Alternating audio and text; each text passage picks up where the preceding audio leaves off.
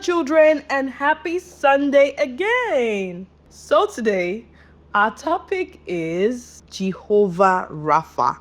Say that with me, Jehovah Rapha, our healer, the God that heals. Before we move into our topic for today, let's say our identity confession.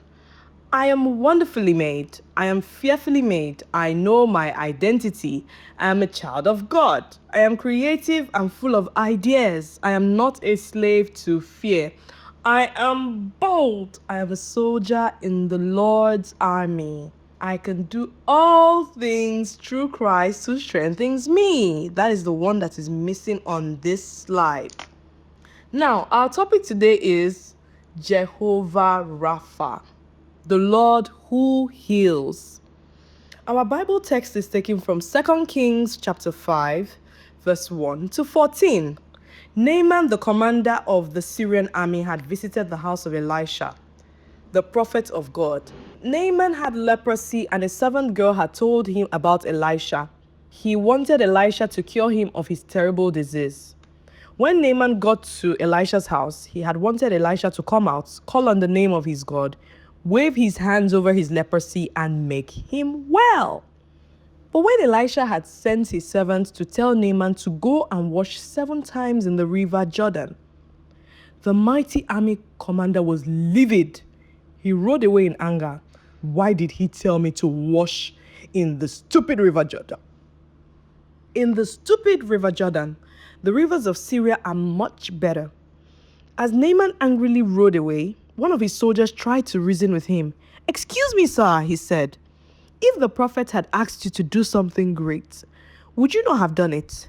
Then why will you not do something that is easy to do? Wash in the river Jordan and be made clean." Naaman calmed down. "I suppose you are right," he muttered. "What have I to lose?"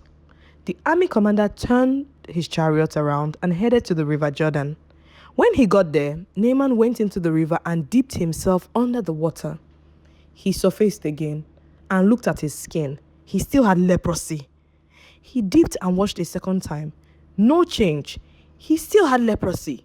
He dipped a third, fourth, fifth, and 6th time. He still had leprosy. It looked as if he had been right all along. This was a stupid thing to do. Then he dipped for the 7th and last time.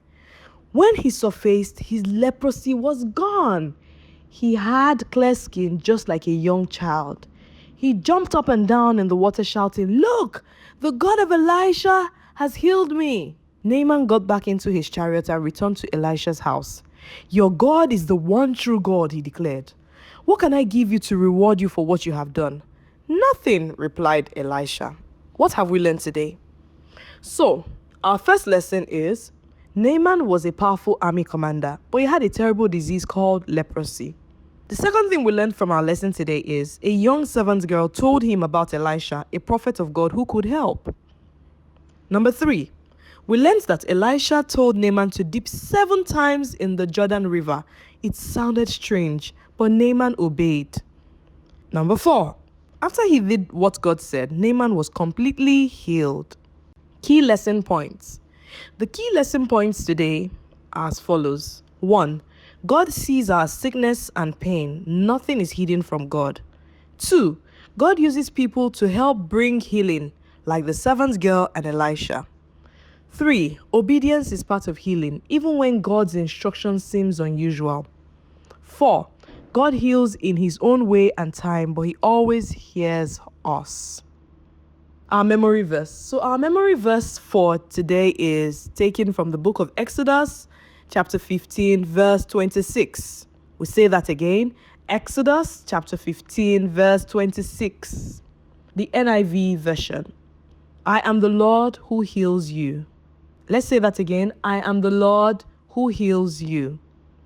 So we have some questions that we have to look at before we end our lesson today. What does our lesson today teach you about God as a healer? Have you ever needed healing in your body, in your heart, or your feelings? What did you do? Why do you think Naaman almost didn't obey Elisha's instructions? Does God heal the same way all the time? All right, children, I'll leave you to answer these questions and ponder on all that we learned today about God, our healer. Till next week, I remain Auntie Adeswa. Have a splendid week. Bye.